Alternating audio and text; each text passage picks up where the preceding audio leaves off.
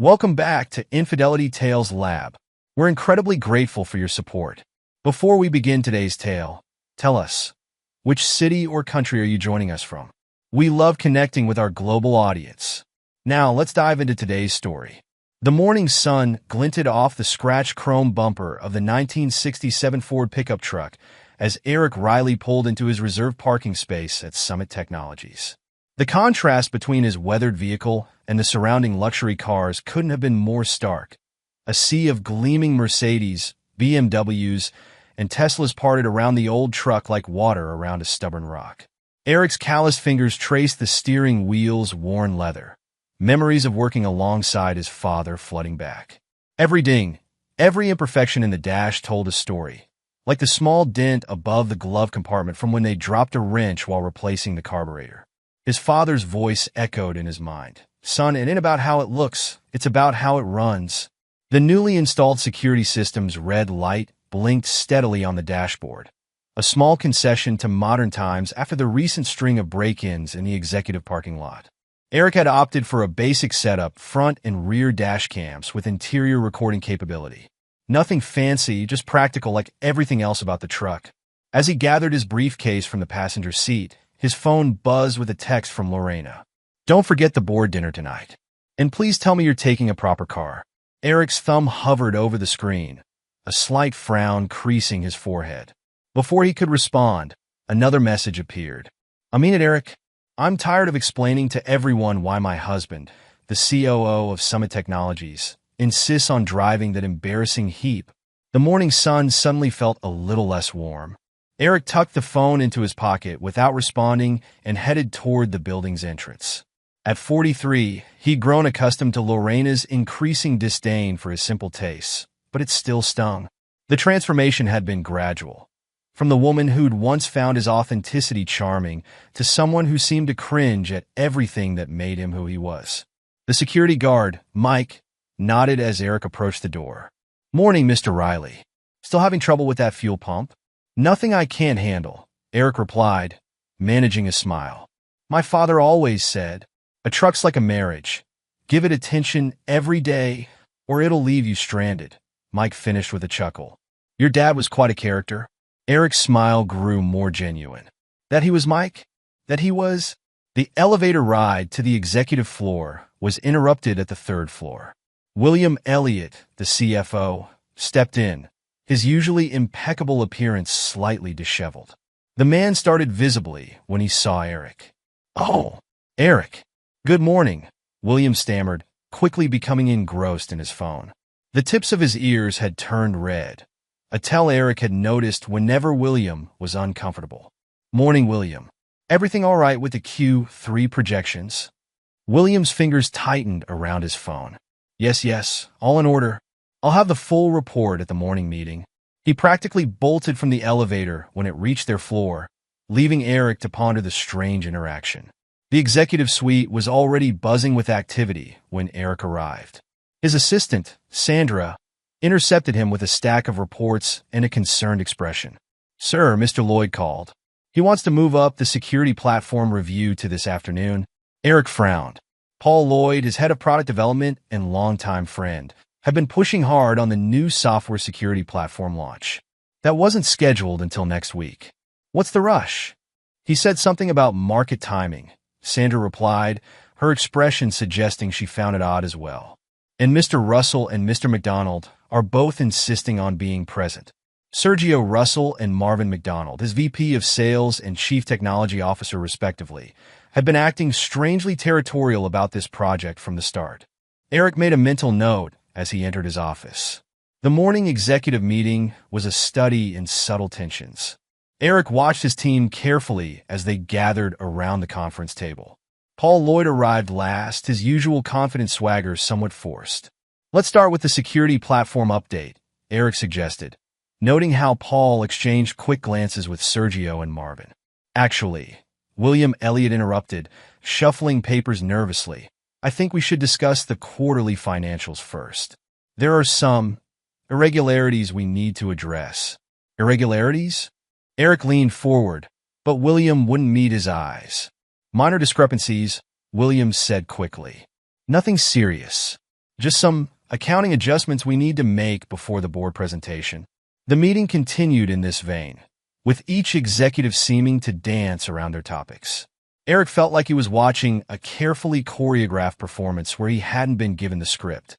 After the meeting, Eric retreated to his office and found another text from Lorena. "I've laid out your gray Armani suit for tonight. The board expects a certain image, and that includes their COO dressing appropriately. And for God's sake, take a car service?" Eric's jaw tightened as he typed back, "The truck is fine, Lorena.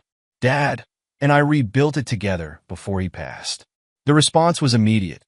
"That's exactly the problem. You're living in the past, Eric. No wonder Jake doesn't want to spend time with you anymore."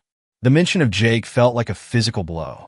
Eric's adopted son had been increasingly distant lately, canceling their weekend fishing trips and barely speaking to him at home. The boy who had once proudly helped him wash the truck now rolled his eyes at its very existence. The rest of the morning passed in a blur of meetings and reports, but Eric couldn't shake the feeling that something was off. His executive team's behavior, Lorena's escalating criticism, Jake's distance, it all felt connected somehow, like pieces of a puzzle he couldn't quite solve. During lunch, Eric walked down to the parking garage to check on the truck's fuel pump. As he approached, he noticed Paul Lloyd's reserve space was empty, despite the man insisting he had back-to-back meetings all afternoon. A few spaces over, Sergio Russell's car was missing too, though he claimed to be on a client call. Eric's phone buzzed again. Another text from Lorena. "I've been thinking about what you said this morning, about the truck being about your father. Don't you think it's time to let go? We're not the same people we were 15 years ago. Sometimes I wonder if you've noticed that at all." Standing in the garage, surrounded by empty luxury cars, Eric felt the weight of change pressing down on him. He ran his hand along the truck's worn fender, remembering his father's words, "Son, in a world of fancy wrapping paper, be the plain brown box that actually holds something worthwhile." The security camera's red light continued its steady blink, recording everything, waiting like a patient observer for events to unfold. Eric didn't know it yet, but that simple, practical addition to his father's truck would soon reveal just how much things had really changed. Eric Riley's 1967 Ford pickup truck looked particularly out of place among the manicured lawns and modernist mansions, especially now that it was pulled over on the side of the road, hazard lights blinking weakly against the growing darkness. Steam hissed from under the hood as Eric popped it open, the familiar smell of hot metal and oil filling his nostrils. The fuel pump had finally given out, just as he'd feared it would. He'd been meaning to replace it for weeks, but between the mounting tensions at work and the increasing strain at home, he'd let it slide. "Come on, old girl," he muttered, reaching for the toolbox he always kept behind the seat. The interior dome light cast a soft glow as he rummaged through it, the dashcam's red light steadily blinking in his peripheral vision. The camera had become such a constant presence that he barely noticed it anymore. The sound of an approaching vehicle made him look up. A Range Rover Sport slowed as it passed, its xenon headlights momentarily blinding him. Eric raised a hand to shield his eyes, expecting the vehicle to continue past.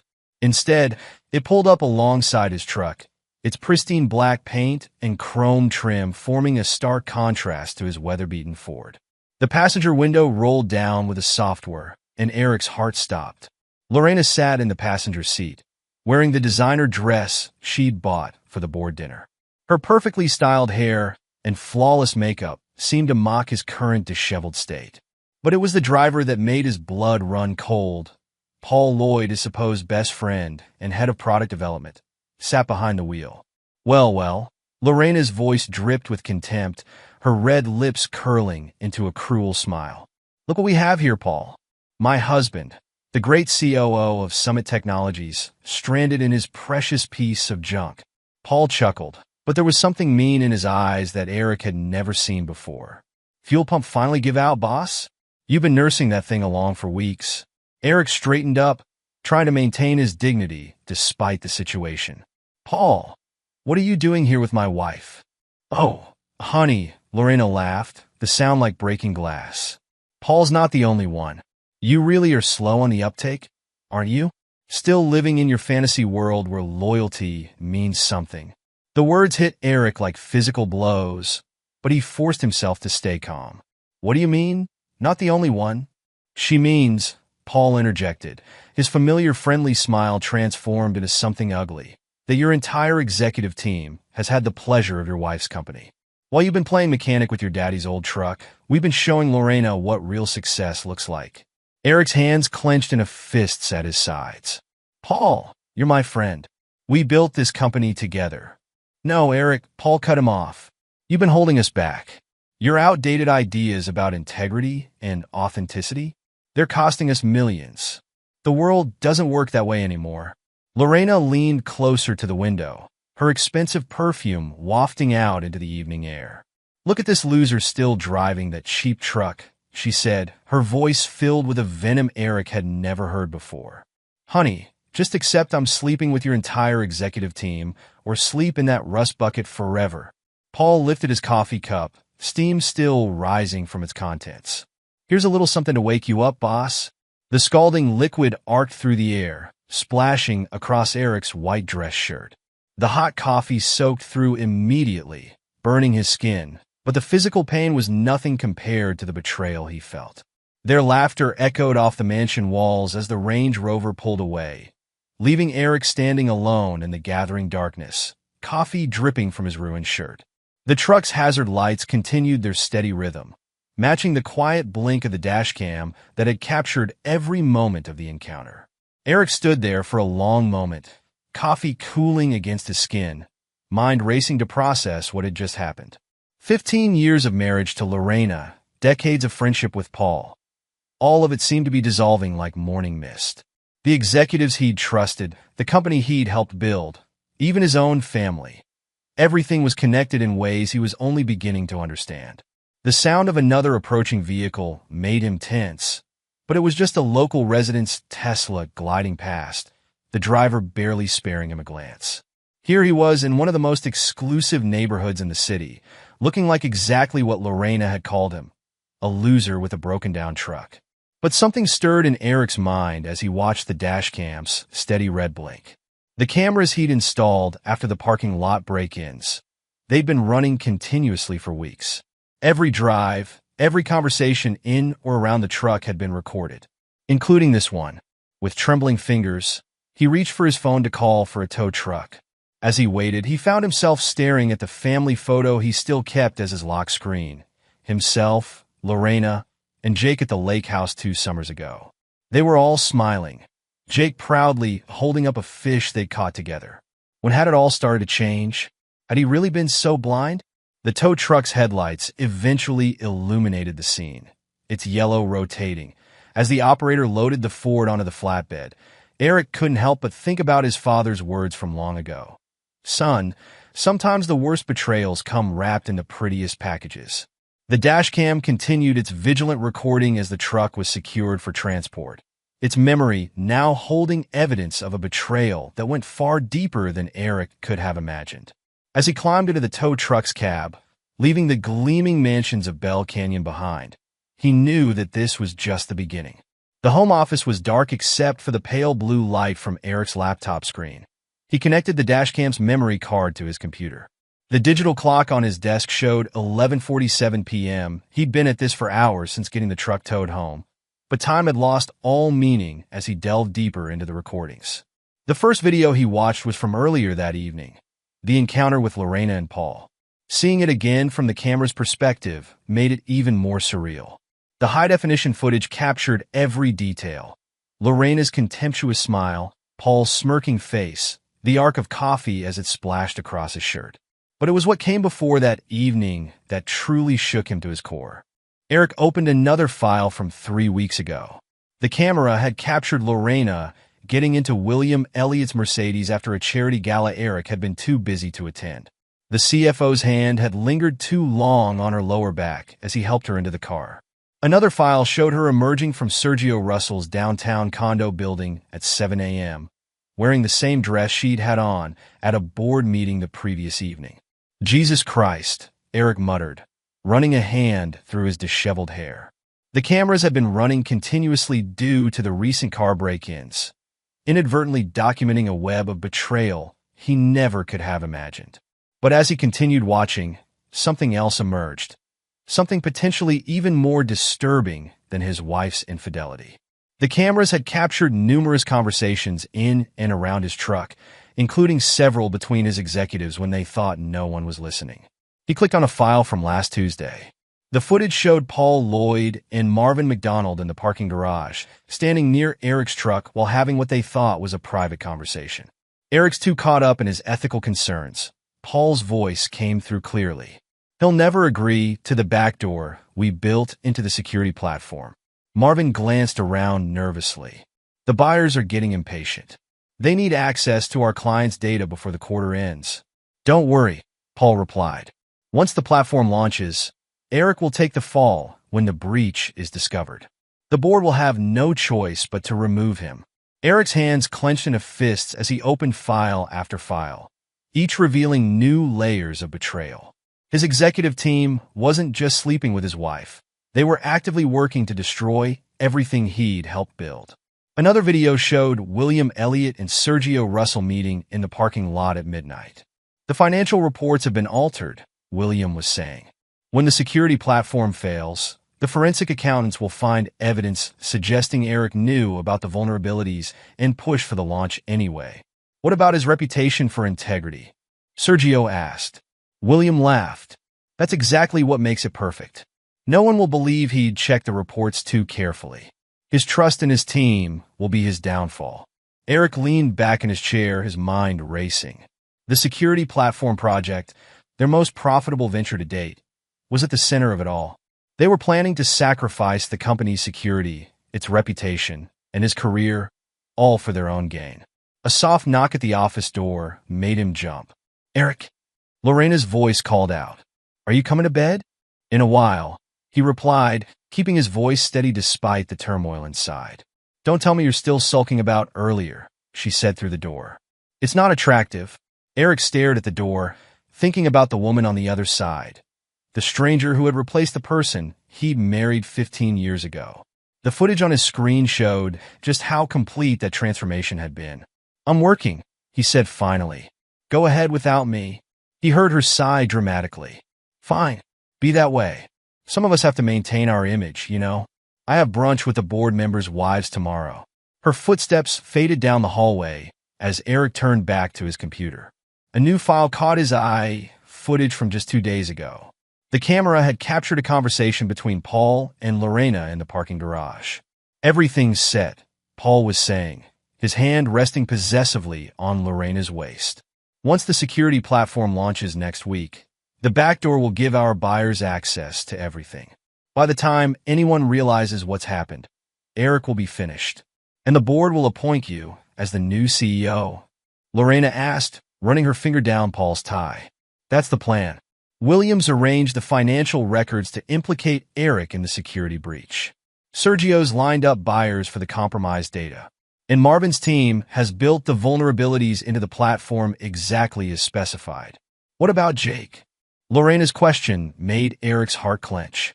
Paul smirked. Your son? Once Eric's gone, he'll understand why his mother made the choices she did. Kids adapt, and he'll appreciate the upgrade in lifestyle. The casual way they discussed destroying not just his career, but his relationship with his adopted son made Eric's blood boil. He'd raised Jake as his own since the boy was 4 years old. Now at 16, Jake's recent distance made more sense. Lorena had been poisoning their relationship too. Eric opened another file, this one showing Marvin McDonald meeting with someone Eric didn't recognize in the parking lot late at night. The stranger handed Marvin a thick envelope. The first payment, the man said. The rest comes when we have access to Summit's client data through the security platform. You'll have it, Marvin assured him. Eric trusts me completely with the technical specifications. He has no idea we've built in a back door. The betrayal was comprehensive. His executives weren't just planning to force him out. They were selling out the company's clients, compromising their security for profit. The platform that was supposed to protect their clients' sensitive data had been deliberately designed to expose it. As more videos played across his screen, each one revealed another layer of betrayal. William Elliott appeared in one clip, huddled with Sergio Russell in the parking garage, discussing financial reports in hushed tones. In another, Marvin McDonald paced beside the truck during a late-night phone call, speaking anxiously about project timelines and system specifications that seemed deliberately compromised. The security platform project, Summit Technologies' most ambitious venture to date, kept coming up in these conversations. Something about its implementation wasn't right. The executive spoke about it in ways that made Eric's stomach turn, their words laden with hidden meanings and veiled threats. A text message lit up Eric's phone. Meeting tomorrow at 7 a.m. to review final security platform specs. Don't be late. Paul. Eric stared at the message, then back at his screen where another video played. This one showing Paul and Lorena together again, their intimate behavior making it clear their relationship went far beyond professional boundaries. The betrayal wasn't just personal. It had seeped into every aspect of his life, poisoning everything he'd built. The digital clock on his desk clicked past midnight as video after video confirmed his worst fears. His executive team wasn't just disloyal. They were actively working against him, their conversations revealing glimpses of a conspiracy he was only beginning to understand. And at the center of it all was his wife, the woman he'd trusted for 15 years, playing her own calculated role in his undoing. In the distance, he heard Lorena's laughter floating down from their bedroom. Probably another late-night phone call she thought he couldn't hear. The sound made him feel sick now, knowing what he knew. The cameras he'd installed to prevent car break-ins had revealed a different kind of theft, the methodical destruction of everything he held dear. The dashcam's red light continued its steady blink on his desk, like a metronome counting out the rhythm of his collapsing world.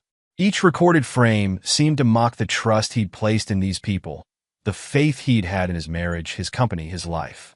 His father's voice echoed in his memory. Son, sometimes the hardest part isn't finding out the truth. It's deciding what to do once you know it. Eric buried his face in his hands, overwhelmed by the weight of everything he'd discovered.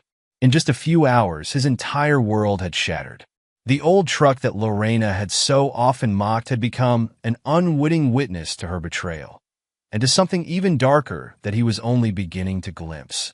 The night stretched ahead of him, full of damning videos still to watch, each one adding another crack to the foundation of his life. Tomorrow would come too soon, bringing with it decisions he wasn't ready to make. For now, all he could do was watch as the truth revealed itself, frame by devastating frame, in the glow of his computer screen. The first rays of dawn were just beginning to filter through the blinds of Eric's home office when Misty Kinney arrived.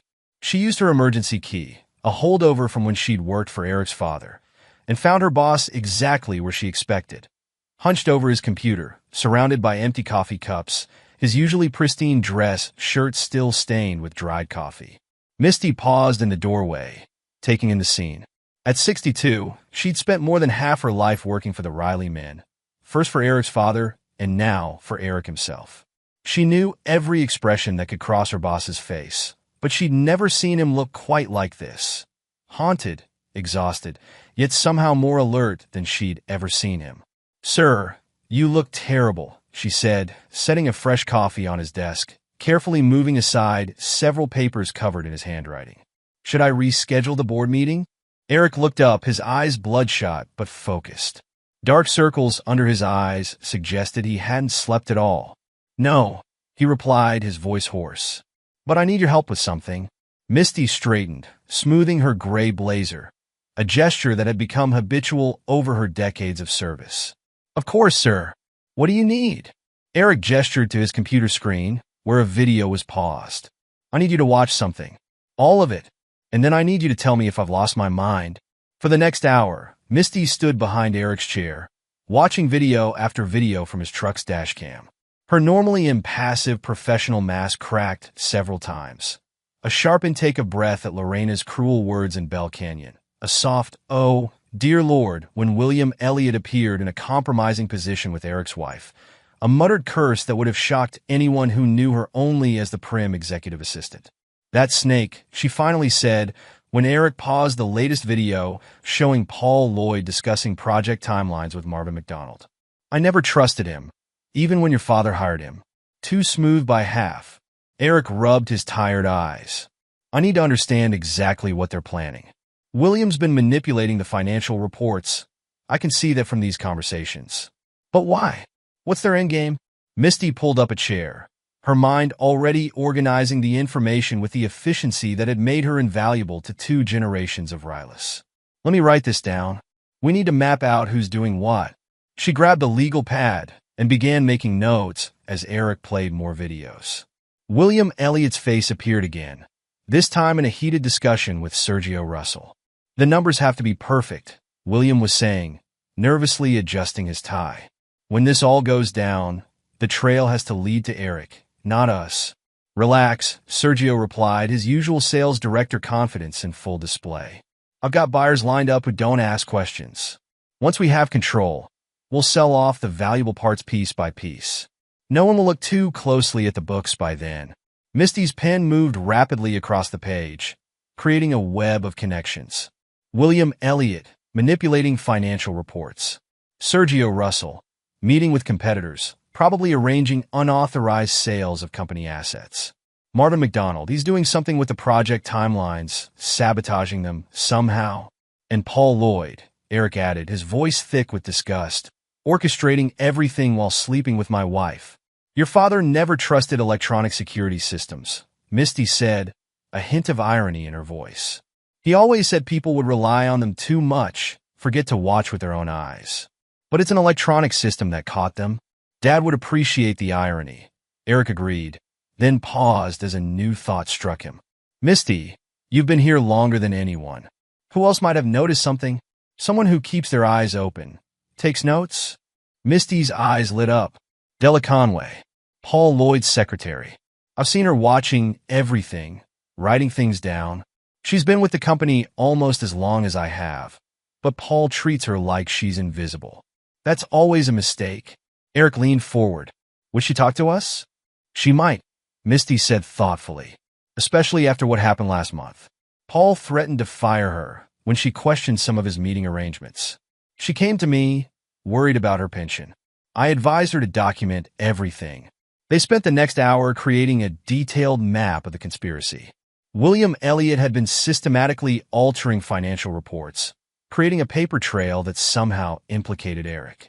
Sergio Russell had been meeting secretly with competitors, though the purpose wasn't yet clear. Marvin McDonald appeared to be sabotaging project timelines, particularly around the new security platform launch. The security platform keeps coming up in their conversations, Eric noted, playing another clip. They're planning something with it, something they don't want me to notice until it's too late. Misty studied their growing diagram. It's all connected somehow. The altered financials, the secret meetings, the rushed timelines. They're setting you up to take a fall. But for what? The morning light had grown stronger, highlighting the coffee stain on Eric's shirt. He needed to change before the board meeting, needed to shower, and make himself presentable. But first, he needed to understand exactly what he was facing. Can you get a message to Della Conway? He asked Misty. Privately? We need to talk to her before the board meeting. Misty was already reaching for her phone. I'll tell her to meet us at Carson's Diner. She gets coffee there every morning before work. Paul never goes there. Says it's too down market for his tastes. Eric managed a small smile. Like a certain 1967 Ford pickup truck? Exactly, Misty replied, her fingers moving efficiently over her phone's keyboard. Some people mistake simple for stupid. Your father taught me that's usually their biggest mistake. As Misty arranged the meeting, Eric stared at the conspiracy map they'd created. Each line represented a betrayal, each connection a calculated move against him. But now, at least, he wasn't facing it alone. The dashcam footage continued to play silently on his computer screen, an electronic witness to the unraveling of everything he'd trusted. But with each revelation, each new piece of the puzzle, Eric felt his shock and hurt being replaced by something else. A determination to understand exactly what these people had planned for his company, and why they believed they could get away with it. Carson's Diner sat on the unfashionable side of town, its neon sign flickering weakly in the early morning light. Della Conway was already there when Eric and Misty arrived, occupying a corner booth where she could see both entrances. Her usually perfect posture was tight with tension, her hands wrapped around a coffee cup that had long since gone cold. Miss Conway, Misty said softly, sliding into the booth across from her. "Thank you for meeting us." Della's eyes darted to Eric, then back to Misty. She'd worked at Summit Technologies for 23 years, the last 8 as Paul Lloyd's personal secretary. Every morning, she arrived an hour before him to prepare his schedule, his coffee, his life. Every evening, she stayed late to clean up his messes, both literal and figurative. "He threatened my job when I questioned certain meetings," she revealed, her voice barely above a whisper. "But I kept records of everything. That's what my mother taught me. Always keep records." A waitress approached their table, but Misty waved her away with a practiced gesture. Eric studied Della carefully. He'd seen her almost every day for years, but like Paul, he'd never really looked at her. Now he noticed the precise way she arranged the sugar packets on the table, the careful organization of her purse beside her, the small notebook visible inside it. "What kind of records?" he asked quietly. Della's hands trembled slightly as she reached for her purse. "Times, dates, places. Who came to see him, who he called, what he said when he thought no one was listening. The meetings he didn't want on his official calendar." She paused, glancing around the nearly empty diner. "The ones with your wife." Eric felt the familiar stab of pain at the mention of Lorena, but he pushed it aside. "Tell me about the security platform project." Something flickered in Della's eyes. Fear, maybe, or relief at finally being able to share her concerns. "They're rushing it. Mr. McDonald's team keeps raising red flags about vulnerabilities, but Mr. Lloyd insists they proceed anyway. He's been having secret meetings with people I've never seen before, always off-site, never on the official calendar." She pulled out her notebook, its pages dense with her neat handwriting. 3 weeks ago, he had a meeting at the Capitol Grill with a man who didn't give his name. Mr. Lloyd ordered a bottle of Camus Cabernet, $200 a bottle. He always does that when he's celebrating something. When they left, I heard the man say something about access being worth every penny. Misty was taking notes on her own pad, her pen moving swiftly. "What about William Elliott? Have you noticed anything unusual about his behavior?" Della's organization extended to her memory. "Last month, he started coming in at odd hours, always when he thought no one was around. But I stay late, and I saw him accessing financial records, making changes. He was nervous, jumping at every sound. That's not like him. Mr. Elliott is usually so controlled." She flipped through her notebook. "And Mr. Russell, he's been meeting with people from our competitors. Axis Solutions, Pinnacle Tech, others. Always claiming they're potential clients, but the discussions I've overheard, they're not about sales. They're about assets, valuations, transfer of ownership." Eric leaned forward. "Della, what exactly did Paul say when he threatened your job?" Her fingers tightened around her coffee cup. "I'd questioned a series of meetings he'd had with Mr. Elliott and Mr. Russell. They were discussing something called Operation Clean Slate. He found out I'd overheard them. He called me in his office and said," she swallowed hard. "He said that loyal employees know when to see nothing, hear nothing, say nothing. He said he'd hate for someone my age to have to start over in this job market." "He underestimated you," Misty said softly. Della's chin lifted slightly. "Yes, he did. I've been keeping records of everything since then. Times, dates, conversations. She hesitated, then reached deeper into her purse. "I even started recording some of his calls." "Is that illegal?" "I don't know if that's illegal." Eric felt a surge of respect for this quiet, methodical woman who'd been gathering evidence while being treated as part of the office furniture. "You've been documenting his suspicious activities for months?" "Not just his," Della replied. "All of them. The way they've been acting, the secret meetings, the conversations they thought no one could hear. They've been setting you up, Mr. Riley. They're planning something with the security platform launch, something that will let them take control of the company. But they need you to take the fall when it all goes wrong." She pulled out more notebooks, each one labeled with dates and names. "The records show a pattern. They've been working together to undermine your position while preparing to sell off the company's most valuable assets to competitors. Mr. Elliott has been altering financial records to make it look like you've been negligent, maybe even complicit. Mr. Russell has been meeting with potential buyers. Mr. McDonald has been deliberately introducing vulnerabilities into the security platform while making it look like simple coding errors." Eric exchanged glances with Misty. Della's meticulous records confirmed what they'd pieced together from the dashcam footage, but added crucial details they'd missed. "Why are you showing us this now?" Eric asked gently. Della met his eyes for the first time. "Because my mother also taught me that there's a difference between loyalty to a person and loyalty to what's right. I've worked at Summit Technologies for 23 years. I was there when your father ran it. He used to say hello to me every morning, knew my name, asked about my mother when she was sick. The company meant something then. It wasn't just about money." She straightened in her seat, her voice growing stronger. "What they're planning, it's not just about forcing you out. They're going to destroy everything your father built. And I can't just sit quietly and watch that happen." The diner had begun to fill with its regular morning crowd. Construction workers, early shift nurses, people who lived in the real world that Paul Lloyd would never deign to visit. The waitress approached again, and this time Misty let her refill their cups. "We need to move carefully," Misty said, studying their notes. "One wrong move, and they'll destroy evidence." Eric nodded, thinking about the board meeting scheduled for later that morning. The pieces were starting to come together. The altered financials, the secret meetings, the rushed security platform launch. But they still didn't have the full picture. "Della," he said, "I need you to go back to work like everything's normal. Can you do that? Can you face Paul knowing what you know?" A small, fierce smile crossed Della's face. "Mr. Riley, I've been facing him every day for months while documenting his betrayal.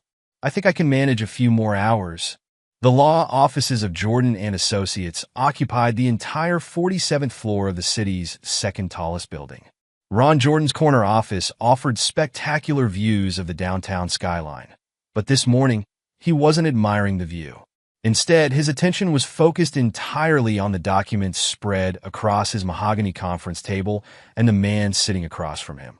"The timing has to be perfect," Ron said, his years of legal experience evident in his measured tone. "What you've uncovered connects all the dots, but we need to handle this carefully.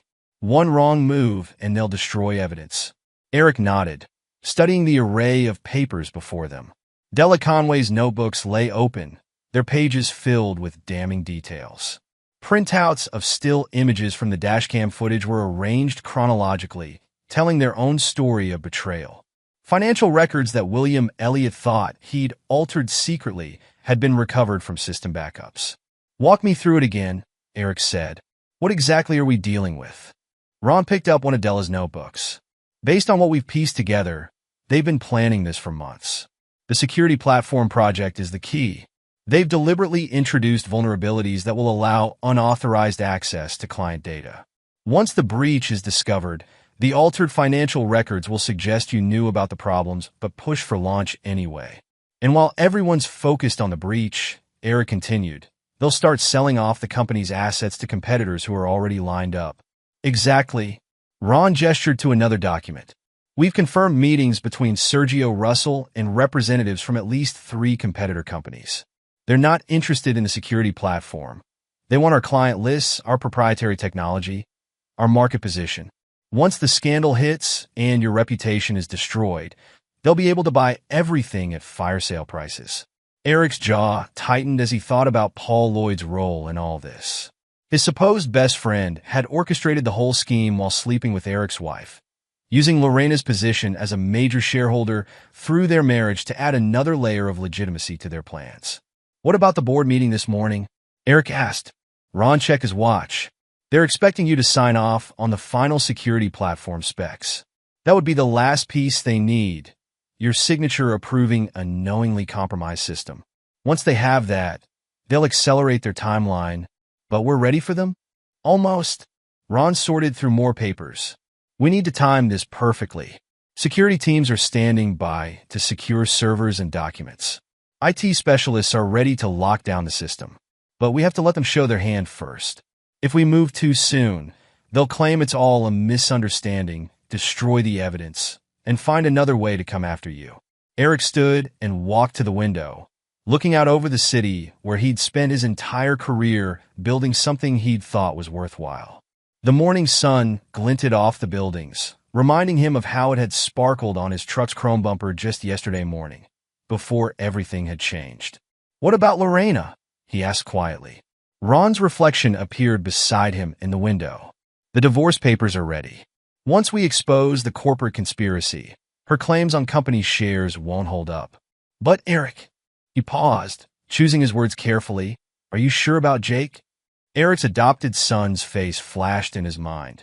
The little boy who'd once loved helping him wash the truck, the teenager who now barely acknowledged his existence. The betrayal had spread like poison through every aspect of his life, personal and professional. One thing at a time, Eric said finally, turning back to the conference table. Let's focus on the board meeting. How do we proceed? Ron gathered several documents into a folder. We need to get everything in place before you arrive. I'll have my team stationed throughout the building. Della Conway will ensure all the executives are present. She's already sent the meeting reminders. Misty will coordinate with security to ensure no one leaves once the meeting begins. And the evidence? We'll have it all ready, but we don't move until they make their play. Ron's expression was grave. They'll be expecting you to be rattled after last night's incident with the truck. They'll think you're vulnerable, maybe even desperate to prove yourself. Let them think that. Eric nodded, understanding the strategy. Let them believe their plan was working, that he was exactly where they wanted him, backed into a corner, his reputation and leadership in question. Let them make their final moves thinking victory was within their grasp. The morning sun had risen fully now, flooding the office with light. In a few hours, everything would change. But for now, Eric had to maintain the illusion that he was still in the dark, still trusting, still blind to the betrayal that had been unfolding around him. I should head home, he said, checking his watch. Need to change before the meeting. Can't show up in yesterday's coffee-stained shirt. Ron gathered the evidence into his briefcase. Remember, let them make the first move. Don't give them any reason to suspect you know. He paused, then added, and Eric, whatever happens in there, keep your focus on the big picture. Don't let the personal betrayals cloud your judgment. Eric thought of Lorena's cruel laughter in Bell Canyon, of Paul's smirking face as he threw the coffee, of Jake's increasing distance. The personal betrayals cut deep, but Ron was right. He couldn't let them distract him from what was really at stake. The elevator ride down was silent. Each man lost in thought about what the next few hours would bring. In the lobby, Ron turned to Eric one last time. They thought your greatest weakness was your trust in people, he said quietly. They never understood that trust, properly placed, can be your greatest strength. Eric thought of Misty's unwavering loyalty, of Della's quiet courage in documenting the conspiracy, of Ron's steady guidance in preparing their response. The betrayers hadn't counted on these allies, the people they'd overlooked or underestimated. Eric walked to his truck. His mind churned with everything he'd learned. The scope of betrayal seemed to grow with each passing hour. The dashcam's steady red light blinked as he started the engine, a reminder of how quickly certainty could crumble into chaos. The drive home was quiet, the city waking up around him, each familiar landmark now seeming somehow different. Everything had changed in the space of a day. His marriage, his company, his understanding of the people he'd trusted most. Even the weight of his father's restored truck felt different beneath him. The reliable hum of the engine provided little comfort this morning. Each intersection brought another decision. Turn right toward home to change his clothes. Turn left toward the office to confront his betrayers. Or simply keep driving until Bell Canyon and its bitter revelations disappeared in his rearview mirror. His driveway looked foreign when he pulled in.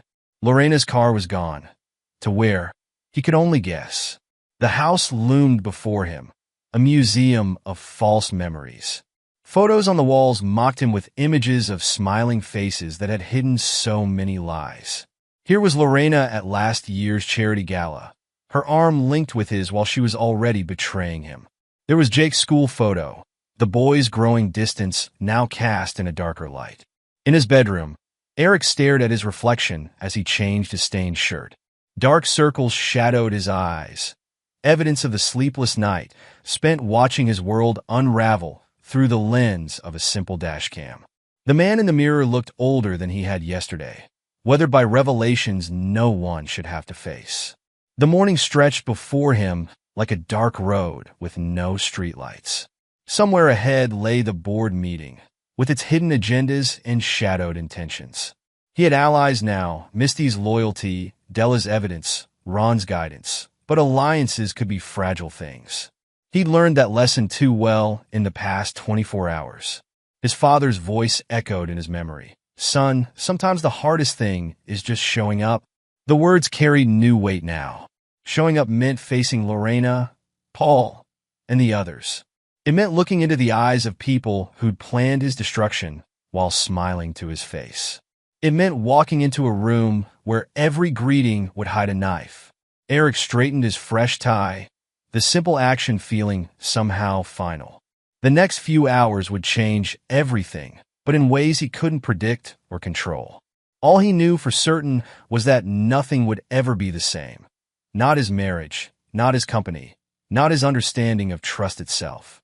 It was time to leave, to drive his father's old truck back into a world that had revealed itself to be far darker than he'd ever imagined. The dashcam would record whatever came next, its steady red light blinking like a metronome, counting down to an uncertain finale. The Summit Technologies boardroom filled early that morning. Ron Jordan's team had arrived first, setting up equipment with quiet efficiency, their movements choreographed from weeks of preparation. Security personnel positioned themselves discreetly, some in the adjacent rooms, others monitoring the building's exits, all carefully briefed on their roles. James Harrison, the longest-serving board member and Eric's father's oldest friend, arrived first among the board members. His weathered face showed concern as he noted the unusual security presence.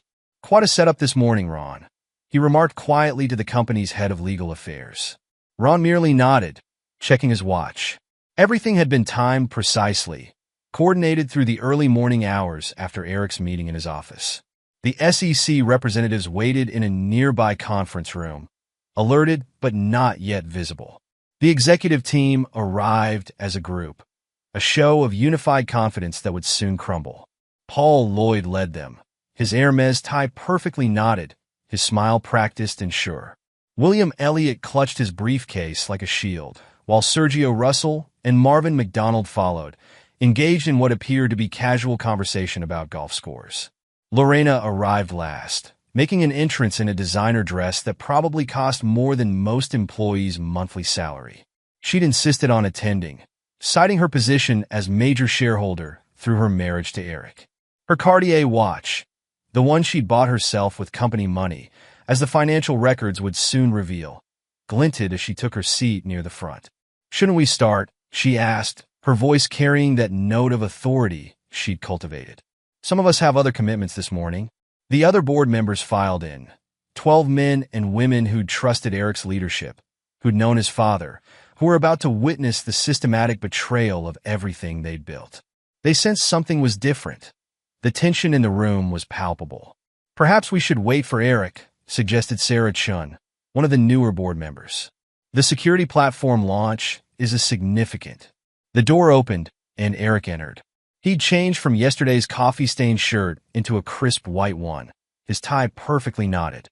Behind him came Misty Kinney, carrying a laptop, and Ron Jordan, whose presence caused a subtle shift in Paul's confident demeanor. "Good morning, everyone," Eric said, his voice steady as he took his place at the head of the table. The morning light caught the silver at his temples, evidence of stress that had accumulated over months of subtle betrayals. "Before we discuss the quarterly results, I'd like to share some security footage from recent weeks." Paul's hand tightened around his Mont Blanc pen. "Eric, we have a full agenda. The security platform launch won't take long." Eric cut him off, nodding to Misty, who dimmed the lights and connected her laptop to the display system. The first video filled the massive screen, Paul's Range Rover pulling up beside Eric's truck in Bell Canyon. The audio was crystal clear in the hushed room. "Look at this loser still driving that cheap truck," Lorena's voice rang out, followed by her cruel laugh. "Honey, just accept I'm sleeping with your entire executive team, or sleep in that rust bucket forever." Sarah Chin's sharp intake of breath broke the silence. James Harrison's face darkened with each word, his hands gripping the armrests of his chair. Then came the splash of coffee, the sound of laughter fading as they drove away. But Eric wasn't done. The videos continued, each more damning than the last. William Elliott and Sergio Russell in the parking garage. The financial reports are ready, William was saying, his nervousness evident. When the security platform fails, everything will point to Eric's negligence. Marvin McDonald speaking to unknown contacts. The vulnerabilities are built in exactly as specified. Once it launches, they'll have complete access. Meeting after meeting, conversation after conversation played out on the screen. Board members leaned forward, their expressions shifting from shock to anger as the extent of the betrayal became clear. "Turn it off," Lorena demanded, half rising from her seat. "This is ridiculous." "You can't." "Can't what?" Eric asked quietly. "Can't show the board how my executive team conspired to force me out? Can't reveal how they plan to sell off-company assets to competitors? Or can't expose how my wife helped orchestrate it all?" James Harrison's voice trembled with rage as he addressed William Elliott. "I gave you your first job in finance. I recommended you for CFO. And this is how you repay that trust?" The videos continued relentlessly. Secret meetings in restaurants, late-night conversations in the parking garage, phone calls in empty offices. Each executive's face grew paler as their betrayal was exposed in high definition, their own words condemning them. Ron Jordan began distributing documents to the board members, financial records, technical specifications, meeting notes, all carefully organized to support the video evidence. The SEC representatives entered quietly, taking positions around the room. "This isn't just about personal betrayal," Eric continued, his voice carrying to every corner of the room. "This is about the systematic attempt to destroy everything my father built. The security platform wasn't just rushed, it was deliberately compromised. The financial reports weren't just unclear, they were intentionally falsified. And while I would take the fall, they planned to sell our company piece by piece to competitors who were already lined up."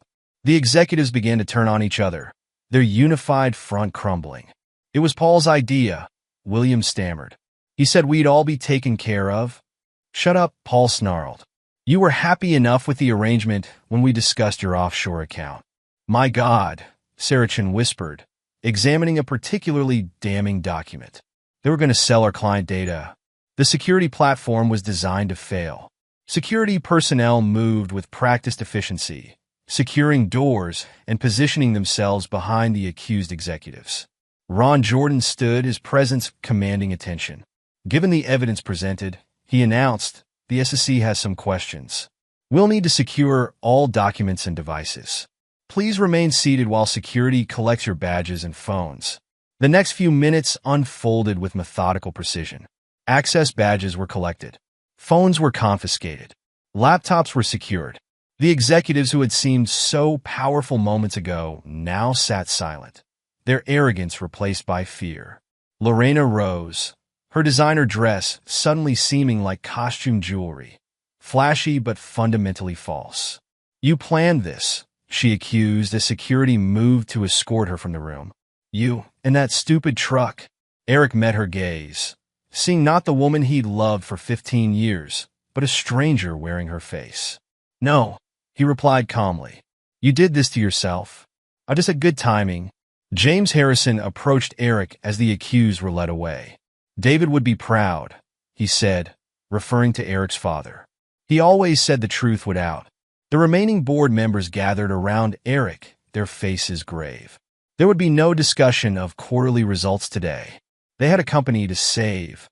The next 48 hours unfolded like a carefully orchestrated symphony of justice. Security teams moved methodically through the building, securing offices and evidence.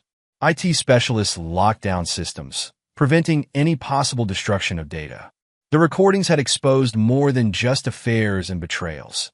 They had revealed a complex web of corporate sabotage that needed to be carefully untangled. Ron Jordan's office became command central, with different teams handling various aspects of the crisis. The legal team occupied the main conference room, where Della Conway's meticulous records proved invaluable. Her notebooks contained dates, times, conversations, a paper trail that supported every revelation from the dashcam footage. "Look at this," she said, pointing to an entry from 3 months ago. "Paul ordered Camus Cabernet that night. $200 a bottle. He was celebrating because William had finished altering the Q3 financials. The IT security team worked from a makeshift command center in the adjacent office. They discovered the full extent of the security platform's compromised code, deliberate vulnerabilities that would have allowed massive data theft. They buried it deep, the lead technician explained to Eric. If we hadn't caught this before launch, our client's data would have been completely exposed. The HR team dealt with the human cost. Employees gathered in small groups, whispering about the morning's events. The sight of their top executives being escorted out had sent shockwaves through the building. Misty took charge of internal communications, her steady presence helping to calm fears. Yes, there will be changes, she told department heads. But the company is strong. Your jobs are secure. The SEC investigators worked efficiently, their questions precise and targeted. William Elliott broke first, confessing everything. His testimony implicated the others, revealing the full scope of their plans. The security platform had been deliberately compromised to allow data theft. Financial records had been systematically altered to hide irregularities. Secret meetings with competitors had arranged the sale of company assets. Each executive had offshore accounts ready to receive their payoffs. Lorena's role proved particularly damaging. The recordings captured her not just as a willing participant, but as an active orchestrator. She had used her position to manipulate board members, gather information, and pressure people into compliance. By evening, the story had broken in the financial press. Summit Technologies executives arrested read the headlines. The company's stock price fluctuated wildly as the market digested the news. James Harrison called an emergency board meeting to address the crisis. We need to show strength, he insisted. Show our clients their trust wasn't misplaced. Ron Jordan agreed, presenting a preliminary strategy. We've caught this in time. The security platform can be fixed. The financial records can be corrected. But we need to move quickly. As night fell, Eric stood at his office window, looking out over the city. The dashcam footage played silently on a screen behind him, an endless loop of truth that had saved his father's legacy. The transformation of Summit Technologies became a case study in corporate rehabilitation. Over the next 6 months, Eric worked with Ron Jordan to restructure every aspect of the company. Della Conway's promotion to chief of staff sent a clear message. Integrity would be rewarded. Her first initiative was a comprehensive oversight system that made transparency mandatory at all levels. Your father used to say that sunshine is the best disinfectant, she told Eric as they reviewed the new procedures. Every transaction, every meeting, every decision will have a clear paper trail. The technical team rebuilt the security platform from scratch, this time with multiple layers of oversight. Each line of code was reviewed, each feature tested extensively. When it finally launched, 3 months later than originally planned, it was acclaimed as the most secure platform in the industry.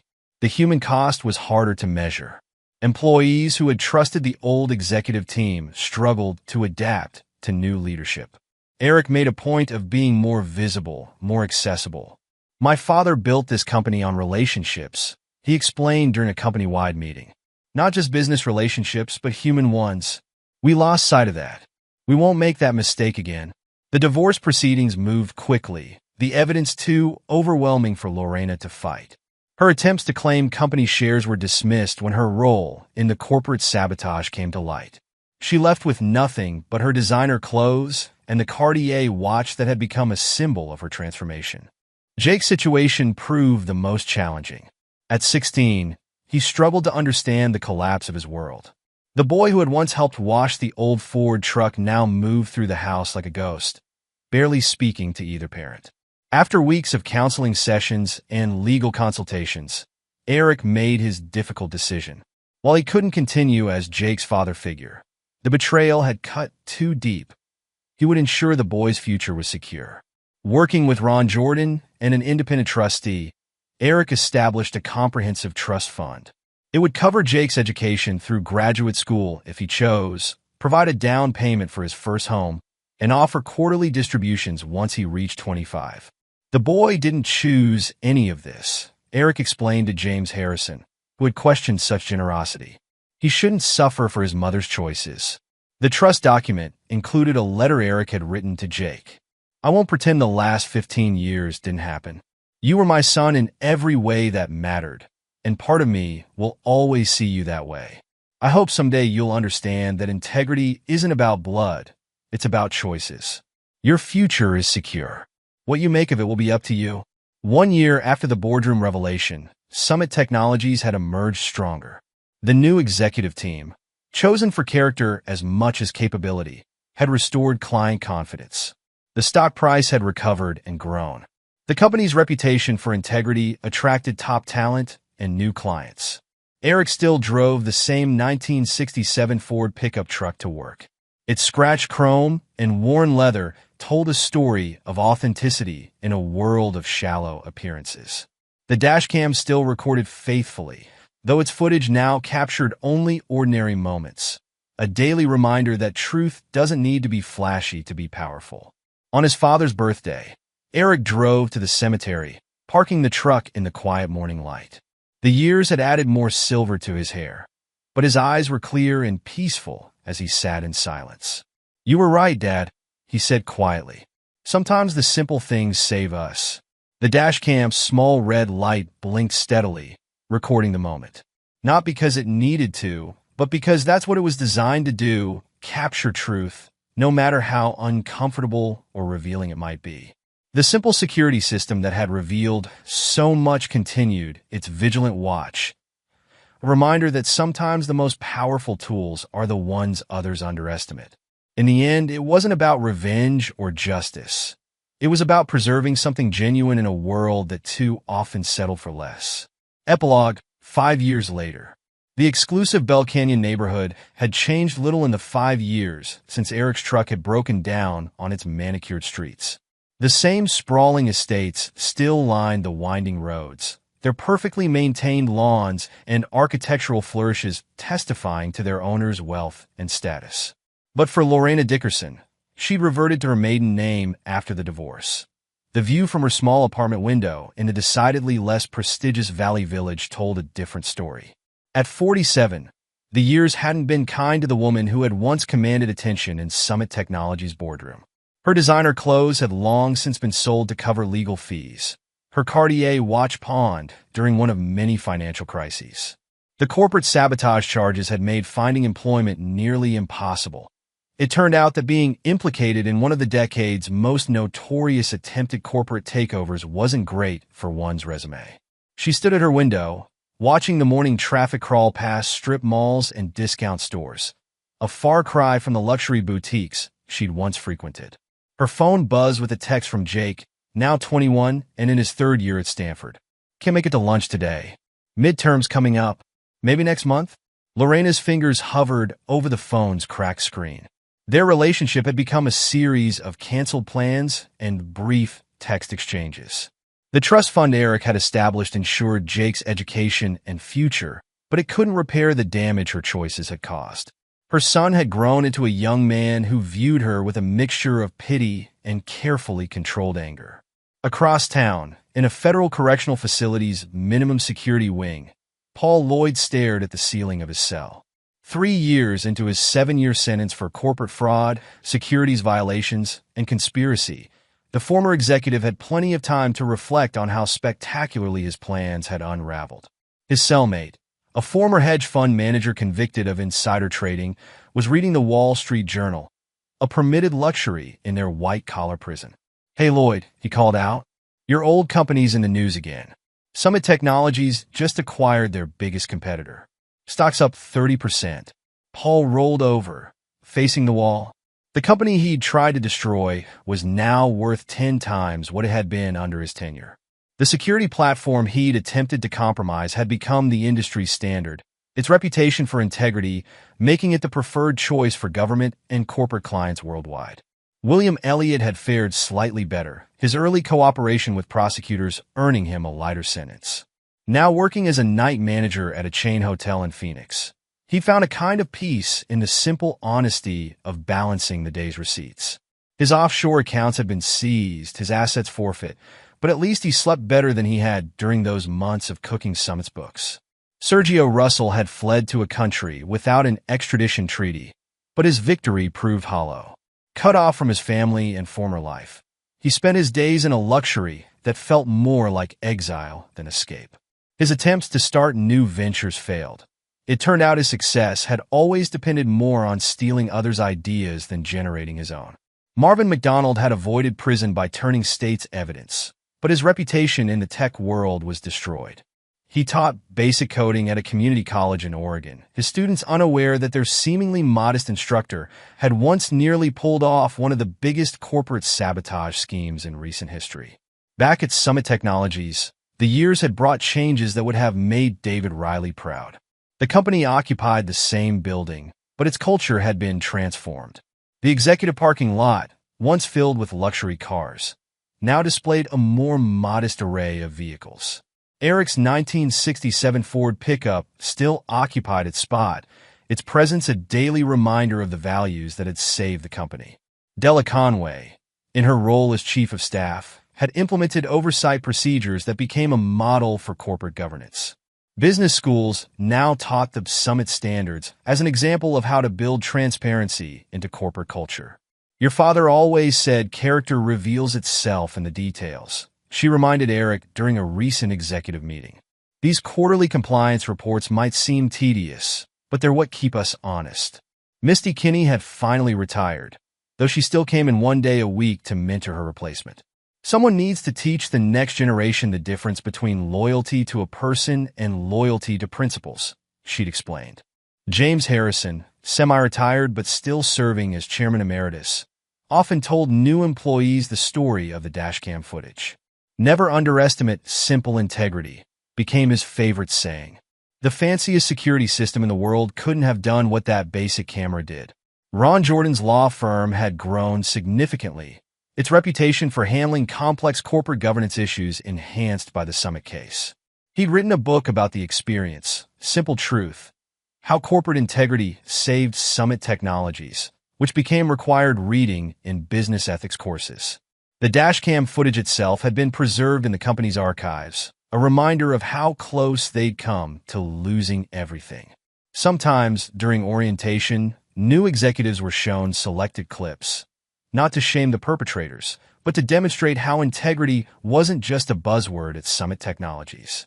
Eric himself had changed, though in more subtle ways. The silver in his hair had spread, and lines around his eyes testified to years of responsibility. But there was a peace in his bearing that hadn't been there before. He'd never remarried, focusing instead on rebuilding his father's company into something even stronger. Jake had surprised everyone by interning at Summit during his college summers, not in the executive offices, but in the IT department. He'd inherited his adoptive father's interest in how things worked, spending hours learning about system security and code integrity. The trust fund is generous, he'd told Eric during a rare lunch together. But I want to earn my own way. Like you did. The old Ford truck had become something of a legend in corporate circles. Magazine articles about Summit's transformation often featured photos of it parked among newer vehicles, using it as a metaphor for the company's commitment to substance over style. The Dashcam still recorded faithfully, though its footage now captured only ordinary moments, sunrise commutes, casual conversations, the daily rhythm of a company built on trust.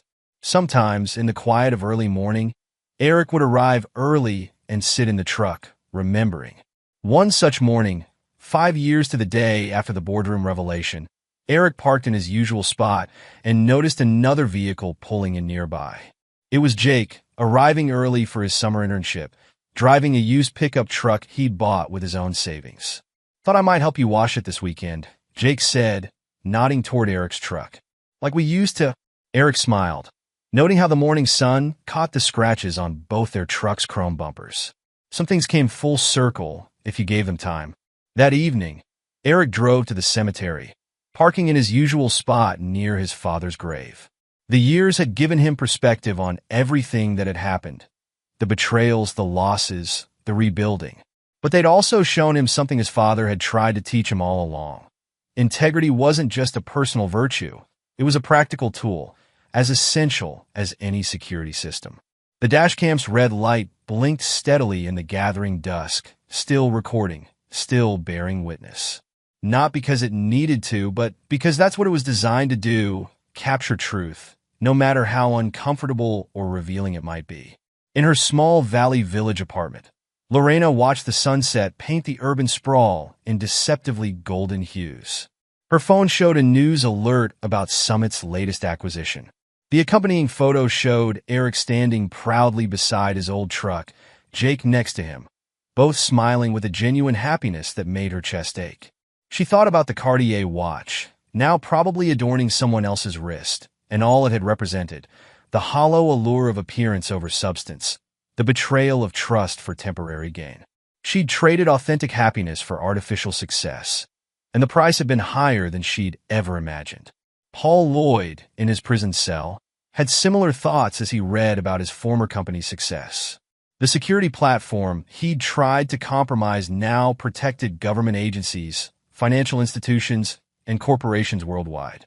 His attempt to exploit its vulnerabilities had instead led to its becoming the most trusted system in the industry. Summit Technologies had not only survived but thrived, its stock price and reputation reaching heights that would have seemed impossible during his tenure. The company's commitment to integrity, once seen as old-fashioned, had become its greatest selling point in a world increasingly concerned with data security and corporate responsibility. The story of Summit's transformation had become a cautionary tale in business schools, a reminder that corporate culture wasn't just about profits and power. The simple dashcam that had exposed the conspiracy was now displayed in the company's lobby, alongside David Riley's original business license, symbols of how truth, however simply packaged, could overcome even the most sophisticated deception. As night fell over the city, Eric started his truck's engine, its familiar rumble a comfort in the cemetery's silence. The dashcam's steady light reminded him of his father's words, "Sometimes the simple things save us." He thought about all that had changed in 5 years. The company's growth, Jake's maturation, his own journey from betrayed husband and leader to something stronger, more grounded. The betrayers had lost everything they'd schemed to gain, while the simple values they'd mocked had proven more powerful than any corporate intrigue. The old truck carried him home through the darkening city, its basic security system still faithfully recording. Not because anyone was plotting against him now, but because truth, like integrity itself, worked best when it was simply part of who you were, operating steadily in the background of every day, ready when needed but never flashy, never false. Some said Eric's insistence on driving the old truck was stubborn pride. Others called it a publicity stunt. But for those who really understood Jake, Della, Misty, Ron, and the others who'd stood by him, it was simply Eric being Eric, as authentic as his father had raised him to be.